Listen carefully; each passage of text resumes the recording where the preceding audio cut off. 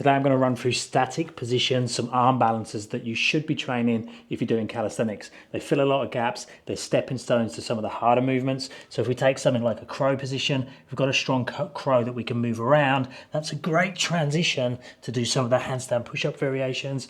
If we take something like a bent arm planche position, it's a cool, impressive movement, but it's also the bottom of the 90-degree handstand push-up. So lots of different movements to cover. So let's jump in first of all with that crow position. Now there's two variations that people often talk about and get confused or muddled up with the terminology. So most people will call the crow position when the knees are on top of the elbows in that stacked position like that. A frog position is the same thing, but now my elbows are on the inside of the legs and it's more of a flatter position like that. Both work and both are very useful in different ways. So I recommend that you play with both of those variations. If you're totally new to it, what I want to be thinking about is lots of weight in the arms and shoulders and less weight in the legs. So we don't want to be climbing on with heavy legs onto our arms. We want to try and get more weight into the upper back, shoulders, arms, so our legs are lighter and then I can literally step into the position. Now, if you can't find balance in the position, one thing you can do is just to start to ease forwards. Think you want to slowly increase the weight that's in front of us and balance out the weight behind us. As soon as you take your head and shoulders down enough and go forwards enough, your tiptoes should become lighter. Once we get used to that, we can tip a little bit more or even bend the knees and bring the heels up and just hold that position, come back down again. Now we can play around with that. We can take the head and shoulders down towards the floor, lifting the hips and feet up and vice versa. So getting used to being able to do that.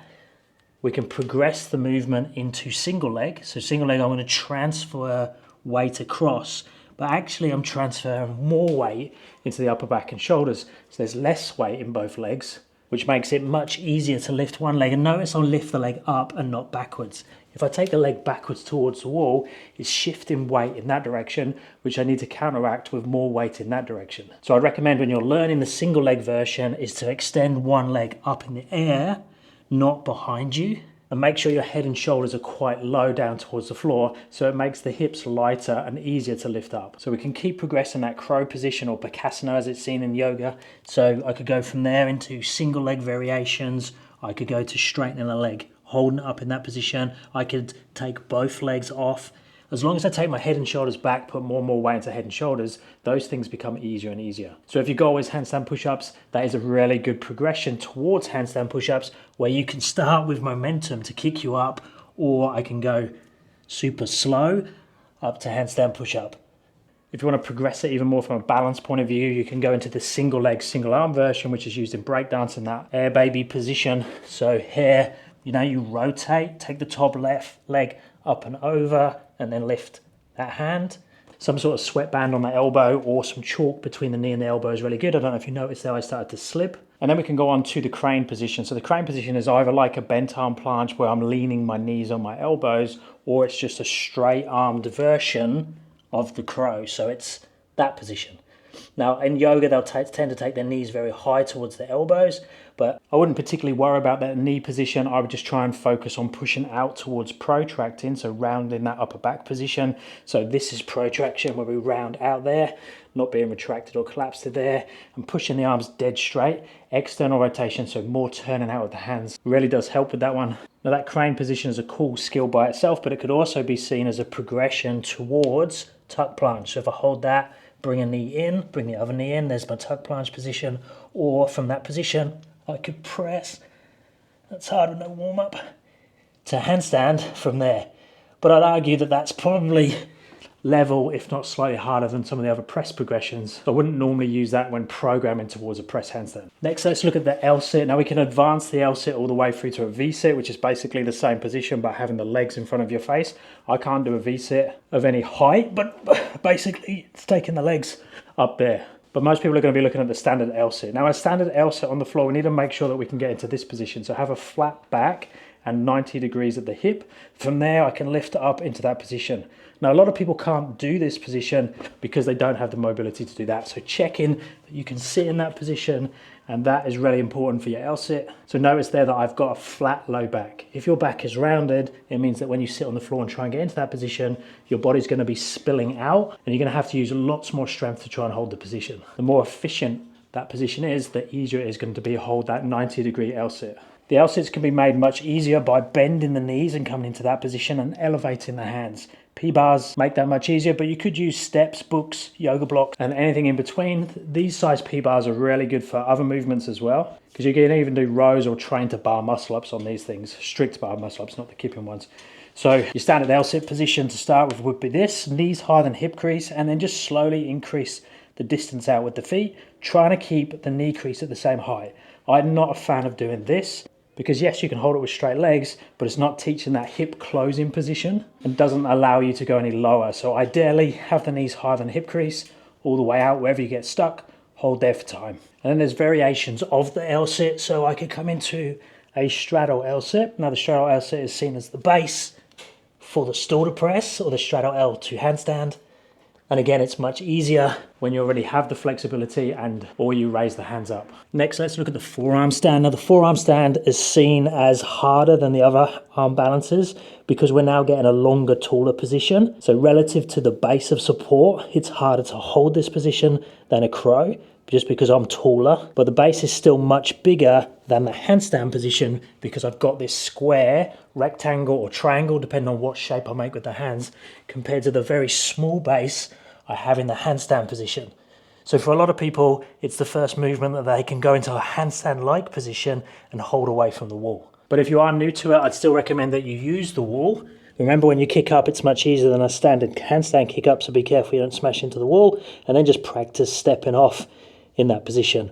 Now the base of support does make things easier or harder, so I can change that. I can come into a triangle, I can connect the hands, I can rest my head on my hands. Now if you rest your head on your hands, I would actually call that a tripod position or a headstand position, but it's still a cool arm balance. But from a strength point of view, I'd rather be in this position and use the shoulders to move around to hold the balance and get a good connection with the forearms and the hands. Now we can dramatically change the shape of this, so I could go into a triangle, but now there's one corner of the triangle, there's the other, and I could do something like this, hand out to the side, balance in that position, if I can find it, there. And that's just a cool arm balance. Again, it doesn't really take you anywhere, but it's a cool one to play with. You can even lower down to those from handstand, where you add some rotation in. So I'd be in my handstand position like this, and then I rotate, bending the left arm and the right arm, but I'm taking the right elbow down, stop in that position. You could then come all the way down to your forearm stand there. But that definitely is more of a cool trick than a progression towards harder skills.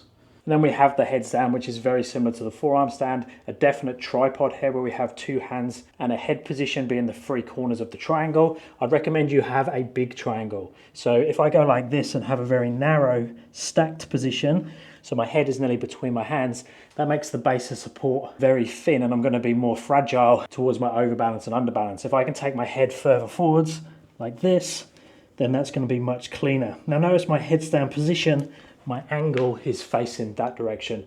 I prefer in calisthenics to teach that than a vertical position, because what that means is that I have more weight in the hands and shoulders. So if I want to push from here and take the head off and then go all the way to handstand, it's much easier because I already have the weight in the right place. Where if I'm in this position, it's near on impossible, or is impossible, to push up from there. Now from a balance point of view, you could keep advancing the balance, and some people will balance only on their head. But that's a specific skill, and if you do want to work towards that, and I recommend that you reach out to a coach that specializes in a skill like that. Someone like Yuval on hands, Dan Liddard are experts at teaching that. Then we have the planche variations. I recommend everyone trains planche variations, whether your goal is just to balance a freestanding handstand, having your upper back strength, having scapular strength is really important. It could literally be this position, so just holding that protracted planche lean. So I'm rounding the upper back, turn the toes over, I'm pushing up with dead straight arms, my hands are externally rotated, and I hang there for time. That could be it. That will transform your strength in the straight arm push just by adding that in a few times a week. If you do want to progress it to start floating the feet, exactly the same setup, get used to that protracted position, and then we're just going to walk in to a tight tuck position. See if you can hold that light toes. If you can lift up. You can use band support, and you could obviously just keep progressing that to the harder and harder progressions, open the body out towards that amazing full planche position. Then we have the easier version of the planche, which is the bent arm planche. Now the bent arm position is easier because I can create a bigger base. So I'm going to call my base the torso and my arms. I'm going to make contact between my upper arm and my torso. It's not an elbow lever. I'm going to cover elbow lever in a second. It's arms around to the side there. I'm externally rotating. Now P-bars makes this much more comfortable, much more easier to take the head and shoulders forwards, and it also raises the hands up. So now I can bring that in, bring my arms into my side against my torso and go into a tucked bent arm planche position. I can open out from there all the way out to a straight-legged version. Now I am pushing my arms into my side, so I'm making contact. The harder version would be to open out a little bit and have a bit of a gap, but I don't think contact is cheating, but I think elbows in is a different skill. So the elbows in, which is more of a peacock or an elbow lever position, is now I'm specifically pulling the elbows in towards the hips. I'm going to rest on the elbows, and then I can open out, but I'm still resting heavily on the elbow. So I would call them different skills, but they're very, very similar. Now you can progress that elbow lever position to single arm. Now the single arm version, a good way of learning that is just to have the hands externally rotated in this position, walk around, bring the elbow towards the belly button towards the elbow, find a comfortable position, open that out. Let me find that comfort there. Open the body out, then walk away with the fingers, get to one finger and be able to lift there. Now that's a tricky skill, but I would go as far as saying that's the easiest single arm balance that you can learn, and then opens the door to other variations like the QDR. So the QDR is used in capoeira. So I'm going to externally rotate the hand. This time, instead of bringing the belly button towards the elbow, I'm going to take the hip on top of the elbow, take the other leg round, pull that down. So that top leg is coming down. Then I lift up this hand and balance there. That's also a freeze in breakdancing, I think, as well. Then we have the shoulder stand. Now, a shoulder stand is a staple that I use with all my clients. I think it's a super exercise, foundations to a lot of the strength skills, especially the calisthenics or handstand strength movements. So basically with this position, we're just learning to go into a ball and be upside down and hold that position. Now, you could look at this as the bottom of the dip, and then this is the top of the dip.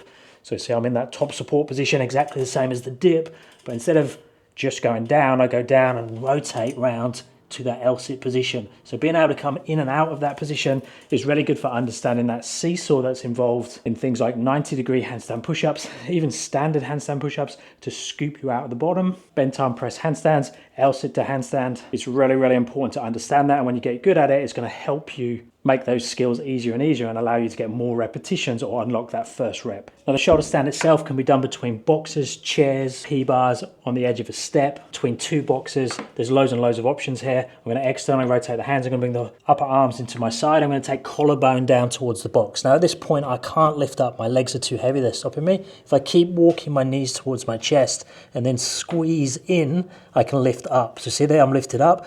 What I'm not doing is kicking, jumping, or trying to use momentum to go into the position. That's more than likely going to end up in me going over. And I want to be able to stay in control the whole time with this one. We can stay in a tuck position until we're super comfortable in that position. And then we can start to open up, hold, show control, and then go all the way up when you're ready to a straight position. Now notice the straight position isn't vertical because my head and shoulders are in front of my hands. If I did go vertical, I would definitely go over. So it's this position, not that position. Now that is the bottom of the deficit handstand push-up. And it can also be used in cool transitions where we go from a shoulder stand position through to an L-sit, maybe a bent knee version if you're not so flexible, or if you're more flexible, a straight leg version coming round to a harder variation of the shoulder stand. Now, ideally, when you're learning the shoulder stand, you'll have someone here to spot you and they can push you back if need be. But if you train by yourself, using the wall is a really good way of doing it. Just make sure, again, you're not kicking or jumping into the position. You should be able to come down there, find balance, just bend this leg, find the wall, and then find your balance. And then you can start to play. And if you do feel like you're going to go over, bend the leg and just support and balance and spot yourself. And make sure you come down with control as well. And then we have my favorite. The reason that I train like this, the one that got me into all of these movements, is the good old handstand. I recommend everyone does it. It's great for flexibility. It's great fun challenge. It can be progressed from easy variations where we just put our feet up, hold for time and build strength and conditioning in the shoulder. We can start to learn balance by pulling from the wall to train our overbalance. Turning around and training our underbalance using the shoulders to pull from the wall. Notice I'm not kicking, I'm using the shoulders. That increases our balance window. So then when we start to freestand, we've got this big balance window, we've got super control, and we can just step into it and hang out there for time. And then we can just keep progressing it and progressing it until we get our balance good enough to balance on one hand. Now, if you're currently working on your handstand skills, whether that is handstand balance, so be able to hold here for time, even work up to like one arm handstands. If you're working on handstand push-ups, multiple reps, even all the way up to 90-degree handstand push-up, or you're working on your press handstand, again, multiple repetitions and or other variations like STALDER and PIKE, plus muscle ups on the rings from foundation level all the way through to advanced muscle ups like forward roll. I currently have 50% off my online courses. You'll find the discounted links on my website.